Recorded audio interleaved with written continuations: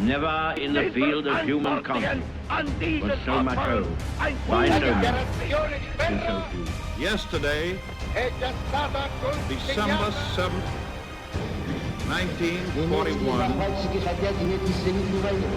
day which will live in infamy.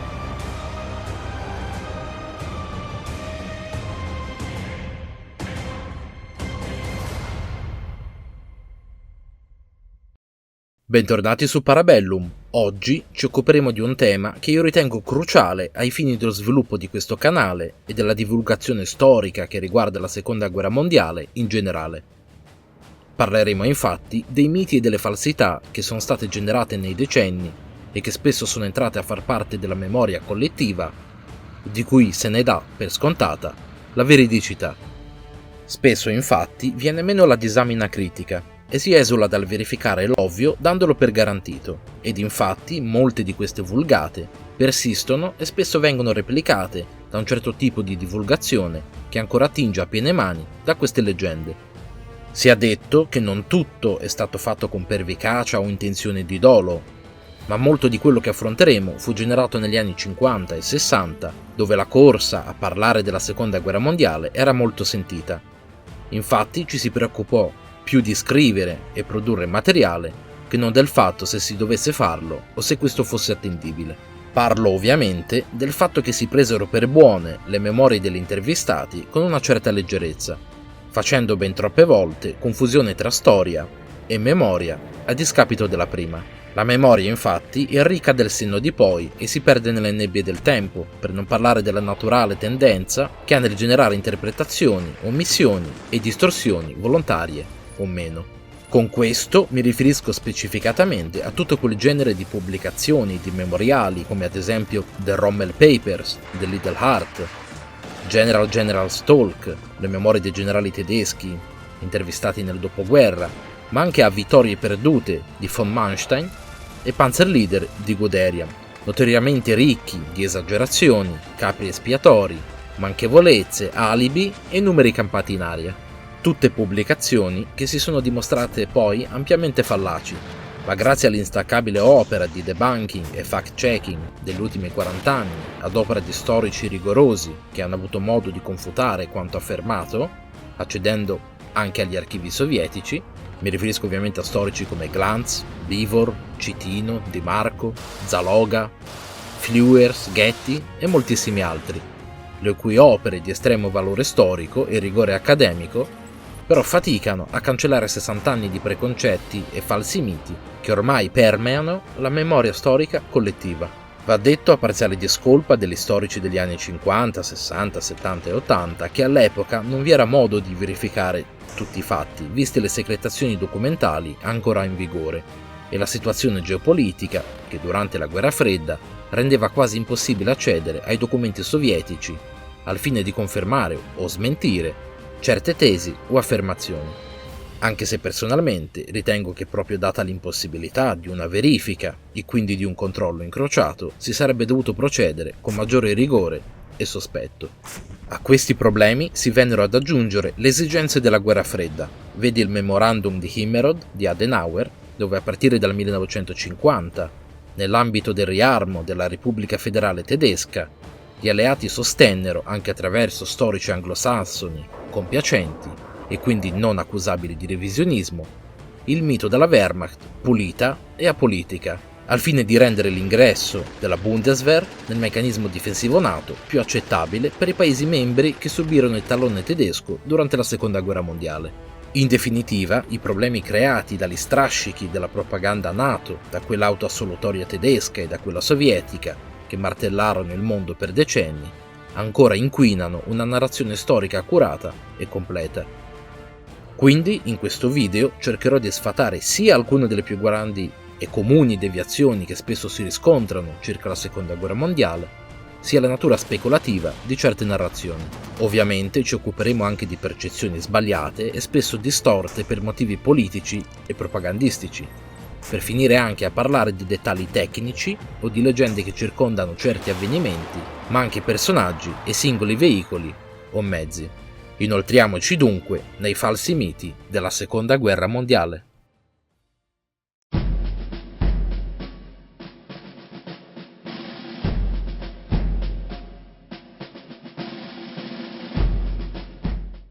Ovviamente questo è solo un compendio di alcuni dei miti da sfatare, in realtà ce ne sarebbero a centinaia, ma io mi occuperò di principali e di alcune curiosità che ho voluto inserire in quanto meno note, sebbene a volte molto specifiche. Cominciamo dalla tendenza a voler classificare l'inizio della Seconda Guerra Mondiale con una data precisa, ovvero il mito della guerra che scoppia il 1° settembre. Questa è una tendenza data dal fatto che ogni paese tende a raccontare la storia in base al proprio coinvolgimento diretto. Un esempio lampante, per noi, è la Prima Guerra Mondiale a cui noi ci riferiamo come il 15-18. L'altro fatto è che il grosso della storia sulla Seconda Guerra Mondiale sia stata per lungo tempo appannaggio maggioritario della divulgazione anglosassone, soprattutto inglese. Il che pone molti problemi, dato che poi vi è la tendenza ad insegnare la storia con delle date invece di spiegare tutti gli antefatti che hanno condotto a certi avvenimenti. Cosa che possiamo notare viene poi ripresa dai media e da certe narrative. In realtà, già da molto tempo, molti storici tendono a retrodatare l'inizio della guerra. Alcuni si riferiscono alla guerra d'Etiopia, altri all'espansionismo giapponese. E altre scuole di pensiero invece si ricollegano al Trattato di Versailles, ritenendo che sia abbastanza aleatorio voler dimandare il tutto ad una precisa data, derubricando a fatti di seconda importanza le guerre, i trattati, gli avvenimenti e le scelte politiche del ventennio che hanno preceduto questa fatidica data. Personalmente sono di quest'ultima scuola, ed infatti questo canale, dedicato alla Seconda Guerra Mondiale, ha cominciato un percorso divulgativo partendo appunto dal Trattato di Versailles, dato che ritengo che se si vuole davvero comprendere la Seconda Guerra Mondiale non si può che partire da lì. Parliamo di un altro mito. Se avete mai aperto un libro di storia sulla Seconda Guerra Mondiale, sicuramente vi sarete imbattuti in decine di punti di svolta, o locuzioni più creative come il mutare della marea e affini. Se si parla di Pacifico è Midway, se si parla di fronte orientale è Stalingrado o Kursk. Se l'autore è americano, di solito è il D-Day. Il punto è che se vi sono così tanti punti di svolta, in essenza non ve ne sono, dato che perdono di importanza.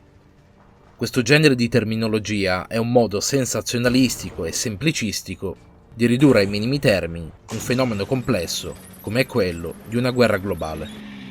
In realtà, ovviamente, è fatta di migliaia di avvenimenti concatenati tra di loro, di ogni genere: militare, strategico, tattico, politico, logistico, economico. Il voler identificare a tutti i costi dei punti di svolta è un tentativo di dare un punto di riferimento ed una scala ad un evento di cui è già difficile contemplare ogni aspetto, figuriamoci coglierne l'interezza.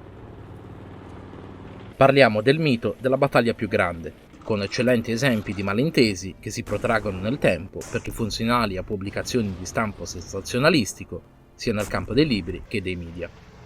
Un esempio su tutti è il mito di Kursk, come la più grande battaglia di carri armati. Mito ampiamente sfatato dalle ricerche di Glantz.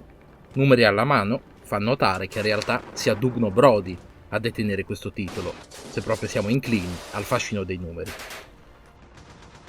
Ovviamente, sempre restando nel campo dei numeri, uno dei miti più frequenti è quello dei numeri dell'Armata Rossa. Mito ribadito a più riprese nei memoriali di Manstein e di altri generali che esagerarono le disponibilità degli avversari al fine di sminuire le loro sconfitte e allo stesso tempo di svilire le vittorie altrui. Gli studi di Citino, Glantz, Littke, Kavalerczyk hanno ampiamente dimostrato che fino alla fine del 1941 i tedeschi godevano di un vantaggio numerico, visto l'altissimo numero di perdite che riuscirono ad infliggere ai sovietici e anche al fatto che la mobilizzazione di quest'ultimi fosse ben lontana dall'essere completa. Fu solo verso la fine del 1942 che i russi ristabilirono una parità, per poi lentamente ottenere un vantaggio numerico che in ogni caso mediamente si assestava sul 2,5 a 1, e questo è puramente vero solo a partire dal 1944. Quindi siamo ben lontani dalle sparate di Manstein e i suoi 10 a 1. Voi capite che se siete in attacco un rapporto di 2 a 1 non è estremamente favorevole. La dottrina militare sovietica, che era trattata alla stregua di una scienza matematica, esigeva almeno un rapporto di 3 a 1, cosa che non avvenne se non negli ultimi mesi della guerra. Questa narrativa va inoltre a detrimento delle incredibili azioni di inganno che i russi misero in atto, sguarnendo certi fronti per accumulare riserve in certi punti al fine di guadagnare quella che viene detta superiorità tattica locale. Quindi, a parziale discolpa di Manstein, i russi semplicemente dissimularono i loro numeri e lui, come molti altri, ci cascarono con tutte le scarpe.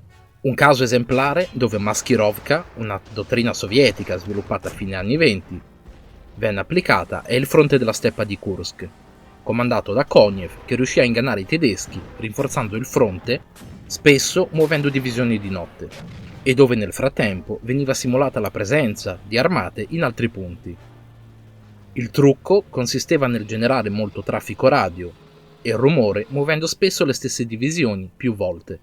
Fatto sta che i tedeschi ci cascarono in pieno e finirono per attaccare forze ben 3 volte superiori a quanto avessero preventivato.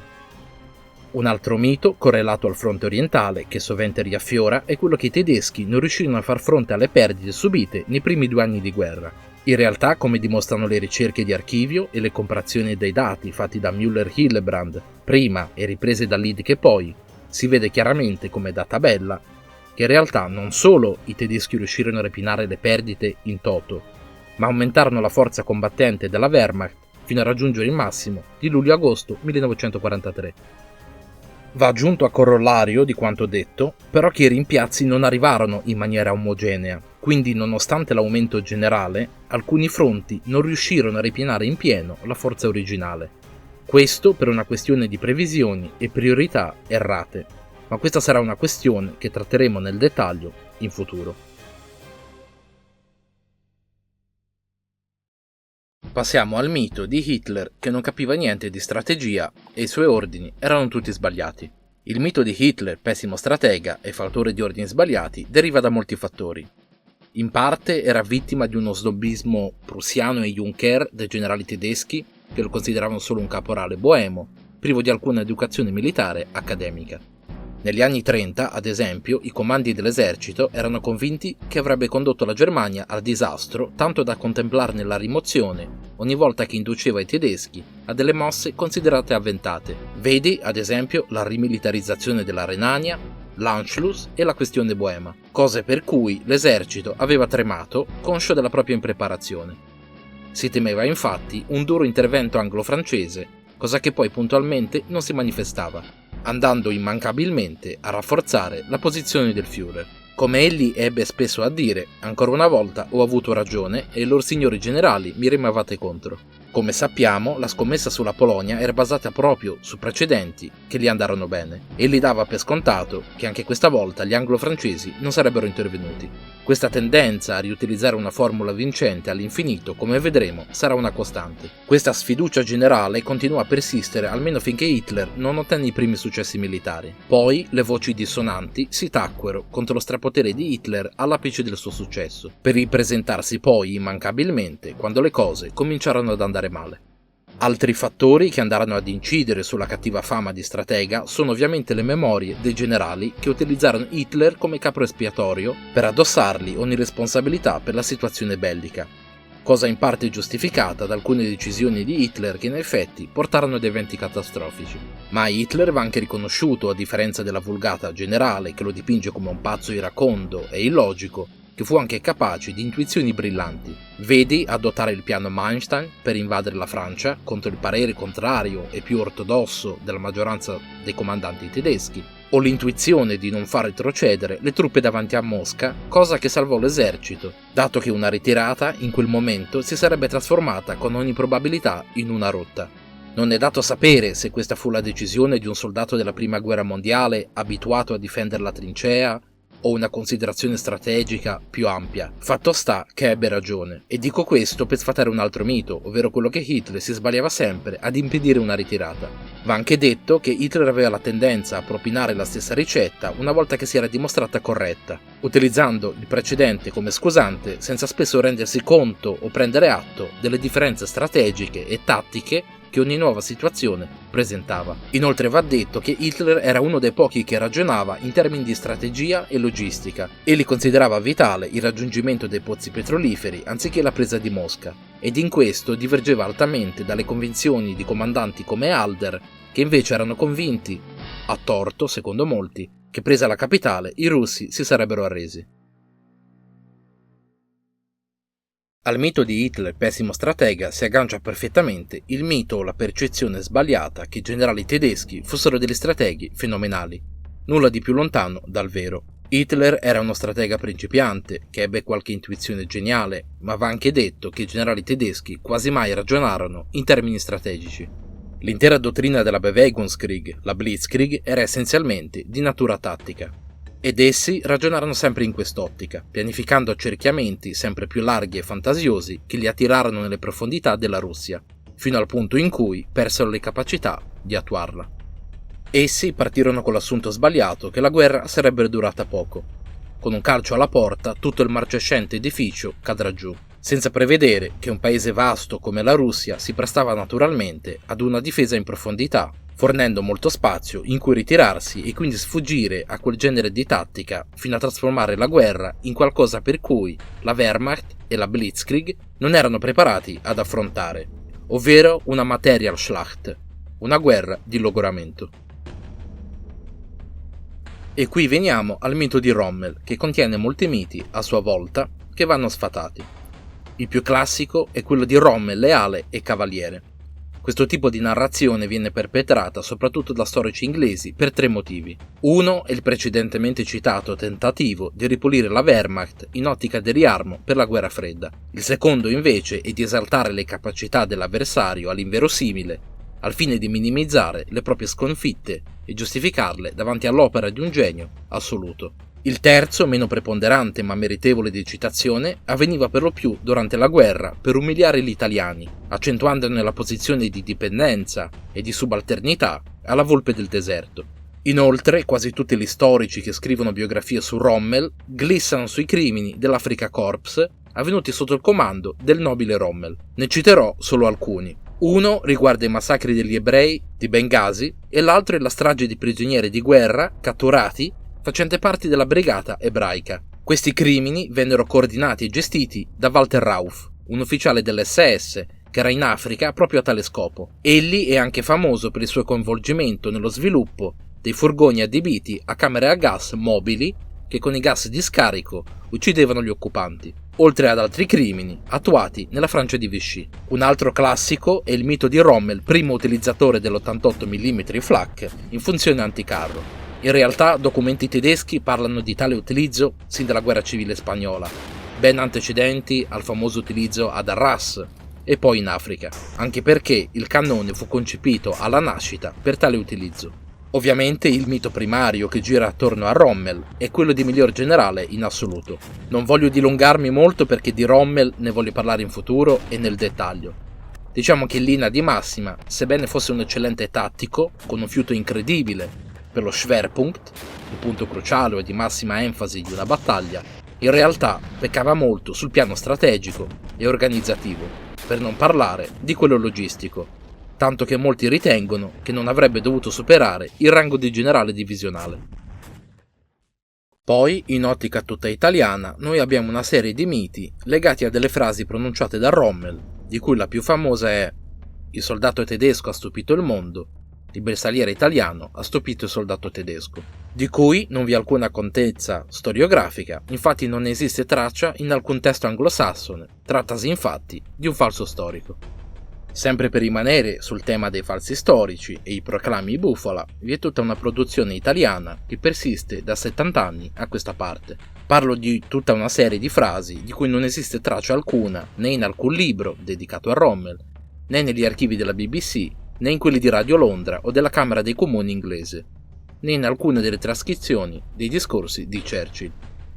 Le origini sono imputabili ad una relazione dello Stato Maggiore dell'Esercito ad opera del capo di Stato Maggiore Giovanni Verando, che riporta questa e altre frasi al fine di una sua relazione. Frasi che poi, forse in buona fede, vennero riprese da pubblicazioni come Asso di Bastoni ed altri e che da allora vengono riportate senza che nessuno abbia mai portato la controprova della veridicità ed esistenza di queste frasi. Sulla falsariga di queste bufale vi è poi il famoso bollettino dell'Armata Rossa numero 630, che recita: soltanto il corpo d'armata alpino italiano deve considerarsi imbattuto in terra di Russia. Si è detto che durante la Seconda Guerra Mondiale l'Armata Rossa non ha mai emesso bollettini di guerra, ma ordini del giorno o ordini di servizio. Il vero ordine del giorno, in cui gli italiani venivano menzionati, recitava così: le armate romene, italiane e ungheresi, inviate da Hitler sul fronte sovietico tedesco, sono state completamente distrutte. Lo stesso giornale degli Alpini riporta la cosa, tanto che l'Associazione Nazionale Alpini in veste ufficiale contattò il Ministero della Difesa italiano, che tramite l'ambasciata a Mosca ha chiesto ai russi se mai tale bollettino fosse esistito. Il tutto con esito negativo. E persino un altro tentativo fatto da giornalisti italiani e russi della Pravda ebbe lo stesso esito. Un altro mito ricorrente è che il patto Molotov-Ribbentrop avesse danneggiato la Russia e favorito la Germania. Intanto va detto che per entrambi i contraenti non vi era dubbio alcuno sulla natura temporanea dell'espediente. È risaputo che Stalin avesse letto il Mein Kampf e quindi fosse perfettamente a conoscenza della teoria hitleriana del Lebensraum, che comprendeva un'espansione ad est di territori molto vasti, a discapito di molti paesi, Russia sovietica inclusa. Il patto a Hitler serviva per scongiurare il pericolo di una guerra su due fronti, e allo stesso tempo per disarmare i tentativi diplomatici, va detto tiepidi, di Francia e Inghilterra di portare la Russia a firmare degli accordi con loro che comprendessero la garanzia territoriale della Polonia.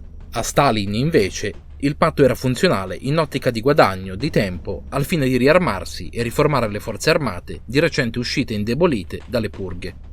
Inoltre, egli sperava che le democrazie capitaliste occidentali, scontrandosi con i nazisti, avrebbero portato a un indebolimento della Germania, o preferibilmente di entrambi, prevedendo un dissanguamento delle due parti. Rimase infatti assai sorpreso del crollo della Francia, ma riteneva a torto, come ben sappiamo, che finché la Gran Bretagna fosse rimasta nel conflitto, Hitler non avrebbe rischiato una guerra su due fronti. Il mito di Stalin che venne fregato dal suo socio Hitler è invece paradossale.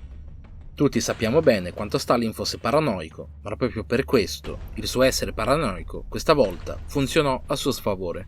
È interessante infatti vedere come Stalin rigettò ogni singolo segnale di allarme, non perché si fidasse ciecamente di Hitler, ma perché diffidasse in egual misura delle democrazie occidentali, ignorando persino gli avvertimenti di suoi stessi diplomatici e spie. Un evento interessante fu quello della consegna di un libretto propagandistico che era circolato tra le truppe tedesche poco prima di Barbarossa, che includeva slogan come "occuperemo le loro aziende collettive". Stalin era convinto che fosse tutta una macchinazione inglese, atta a indurlo a provocare la Germania, magari aumentando la presenza sovietica di truppe sui confini e quindi giustificando una reazione tedesca. Un sottomito collegato è quello dei sovietici che avevano pianificato di invadere la Germania. Questa teoria pone le basi sul fatto che i sovietici in effetti pianificarono dei piani operazionali l'11 maggio 1941 in tal senso, ma poi si resero conto che l'idea di un attacco preventivo non era assolutamente nelle loro disponibilità e quindi accantonarono l'idea. Il mito della paralisi e assenza di Stalin nelle prime fasi di Barbarossa è in realtà stato creato da Nikita Khrushchev nel dopo Stalin, e più precisamente a causa di un discorso del febbraio 1956, dove dichiarava che dopo i primi severi disastri e sconfitte al fronte, Stalin pensava che quella era la fine. In quei giorni, disse, tutto quello che Lenin ha creato, noi lo abbiamo perso per sempre. Quindi, a causa di questo, per lungo tempo, smise di fare qualsiasi cosa, aggiunge Khrushchev.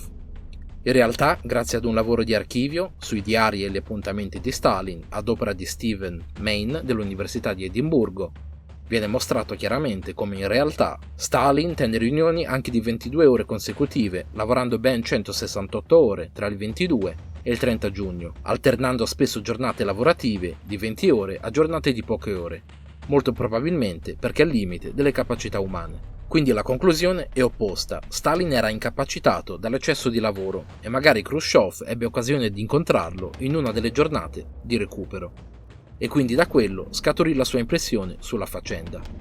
O molto più semplicemente Khrushchev, in ottica di destalinizzazione, fece queste dichiarazioni: Il mito che Barbarossa venne posticipata a causa dell'intervento nei Balcani ed in Grecia ha delle parziali verità. Sebbene tutti riconoscano che l'operazione venne lanciata in ritardo rispetto agli obiettivi che si era posta, che detto fra noi erano anche troppo ottimistici, ormai è accertato che le reali ragioni erano di natura climatica.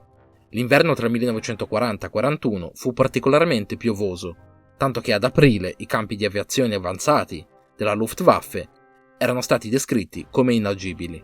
Secondo, vi furono dei ritardi enormi nella distribuzione di veicoli, tanto che è interessante notare come alcune divisioni fossero dotate a volte anche all'80% di mezzi francesi, cosa che venne ripresa da Stalin nella conferenza di Teheran, tanto da tacciare i francesi di collaborazionismo, visto che non distrussero tali mezzi fornendo alla Germania migliaia di veicoli, carri, artiglierie e altro equipaggiamento. Va detto che l'intervento in Grecia, sebbene non rimandò l'operazione, ebbe un prezzo sull'usura di uomini e mezzi che vi presero parte. Infatti, sebbene l'ammontare di divisioni non fosse alto, lo era in proporzione il numero di divisioni corazzate. Hitler, forse adducendo scuse sulle difficoltà incontrate nell'invasione in una riunione col maresciallo Mannerheim, e forse anche per limitare le richieste finlandesi di aiuti, ebbe a ribadire la cosa. Certo, ciò che dice va preso con le dovute cautele, ma rimane comunque un documento storico interessante. Questa è l'unica registrazione conosciuta di Hitler in tono colloquiale, registrazione avvenuta in un vagone ferroviario. I finlandesi che vennero scoperti a registrare furono costretti ad interrompere dopo circa 15 minuti, promettendo di distruggere il nastro, cosa che non venne fatta. Quando avrò un attimo di tempo riproporrò l'audio per intero con i sottotitoli. In questo caso ci interessa il momento in cui Hitler parla delle difficoltà incontrate dagli italiani ed il forzato coinvolgimento tedesco. Schönen Tag. Am 10. Mai habe ich sofort angegriffen. Am 8. Mai den Befehl gegeben, am 10. Mai zum Angriff. Und dann musste diese riesige Umstellung unserer Divisionen vom Westen nach dem Osten vorgenommen werden. Erste Besetzung hatten wir in Norwegen diese Aufgabe. Im selben Augenblick kam eigentlich, ich darf es heute nicht sagen, sehr großes Unglück über uns, nämlich die Schwächen, die sich in Italien ergeben hatten durch erstens die nordafrikanische Situation, dann zweitens durch die Situation in Albanien, Griechenland. Ein ganz großes Unglück. Wir mussten nun helfen. Das bedeutete für uns mit einem Schlag zunächst wieder eine Zerreißung unserer Luftwaffe, Zerreißung unserer Panzerverbände, während wir gerade dabei waren, die Panzerverbände hier für den Osten fertig zu machen, mussten wir nun mit einem Schlag zwei geschlossene Divisionen, es ist dann eine dritte geworden, abgeben und dauernd sehr große Verluste dort ergänzen. Es sind blutige Kämpfe gewesen, die in der Wüste ausgebrochen worden sind. Das alles hat uns natürlich dann auch später im Osten gefehlt. Und es war nicht alles denkbar, als die Entscheidung, die unausbleiblich war. Ich hatte ja eine Unterredung damals mit. Un altro mito è quello che i russi sarebbero crollati senza il programma Lend-Lease. Sebbene il contributo americano fu rilevante, va notato che negli stessi documenti americani che analizzano la questione è chiaro che il grosso degli aiuti non arrivò che nel 1944 e va notato che a questo punto i sovietici erano ormai alle porte di Varsavia. Ed anche se tornassimo indietro alla fine del 1942 ci renderemo conto che a causa della controffensiva russa e quindi di operazione Uranus, ormai i tedeschi erano in netto svantaggio. Infatti, da lì a poco la sesta armata di Paulus si sarebbe arresa e solo la terza offensiva di Kharkov di Manstein del marzo 43 riuscì a fermare i russi riguadagnando una parvenza di iniziativa. Iniziativa che venne persa di nuovo molto presto e quando tentarono di riguadagnarla a Kursk finirono per perderla definitivamente. Tutto questo fa notare che il Lend-Lease ebbe ben poco impatto sul determinare le sorti di una guerra che si era essenzialmente già decisa a fine 1942, inizio 1943, specie considerando che i volumi del Lend-Lease del 1941 erano quasi inesistenti e quelli del 1942 non particolarmente rilevanti. Non è un caso infatti che gli alleati occuparono l'Iran nel 1943, proprio per stabilire una rotta di rifornimenti per il fronte meridionale russo. Queste questioni vanno comprese a fondo, dato che creare catene logistiche di questa portata richiede molto tempo, sia per attuarle che per mandarle a regime. Quindi, prima di vedere dei benefici diretti sul campo, ci vuole del tempo. È indubbio invece che gli aiuti che arrivarono dal fine 43 in poi moltiplicarono la capacità dei sovietici di proiettare le loro forze in avanti, probabilmente riducendo la guerra di almeno un anno. Ma siamo ben lontani dai sensazionalismi dell'Unione Sovietica che sarebbe crollata senza tali aiuti nei momenti più cruciali. Ovviamente la retorica russa propagandistica del dopoguerra fu di minimizzare tali aiuti all'inverosimile, mentre quella occidentale di esaltarli fuori da ogni più realistica proporzione, al fine di sminuire l'apporto dell'ex alleato in ottica di guerra fredda. Questa ovviamente è una di quelle questioni che in futuro verranno trattate in profondità con video dedicati. L'ultimo mito di cui ci occuperemo oggi è il mito ricorrente sulla situazione di Stalingrado e quello di Göring e le sue promesse che la Luftwaffe sarebbe stata in grado di rifornire la sesta armata accerchiata. Mito erroneamente perpetrato da molti storici come Overy e Schirer. Ed ovviamente la cosa è anche menzionata nei memoriali dei generali tedeschi e in Vittorie perdute di Manstein. Questo viene sfatato da Glantz nel libro Endgame, a Stalingrado, volume 3, pagina 270-71. Inoltre ne parla spesso nelle sue conferenze e come lui altri storici come Jonathan House. Nel caso vogliate approfondire, ho messo dei link sulle loro conferenze in descrizione. Quindi ricapitoliamo i fatti. Il 20 novembre il generale Hans Jeschonek, capo dello staff della Luftwaffe, arrivò a Berchtesgaden per discutere il ruolo della Luftwaffe nel futuro tentativo di fare breccia per liberare la sesta armata. Nel frattempo, il vituperato Hermann Göring, capo della Luftwaffe, si trovava ad una conferenza su questioni petrolifere nella sua villa di campagna a Karienhol. Prevedendo l'accerchiamento totale, Hitler chiese a Jeschonek se la sesta armata potesse essere rifornita temporaneamente finché Manstein con la sua offensiva non risolvesse la situazione. A questa richiesta, Jeschonek replicò che tale ponte aereo era possibile, qualora la Luftwaffe avesse mantenuto il controllo degli aeroporti e un certo controllo dei cieli. Morale della storia, Göring non era minimamente coinvolto né nella fase di pianificazione né nella fase in cui tale piano fu adottato. Questo è un altro di quei classici esempi in cui storici e memoriali di generali tedeschi, Manstein, addossano le colpe a figure prominenti del Terzo Reich, perché ben pochi si prodigherebbero a difenderli.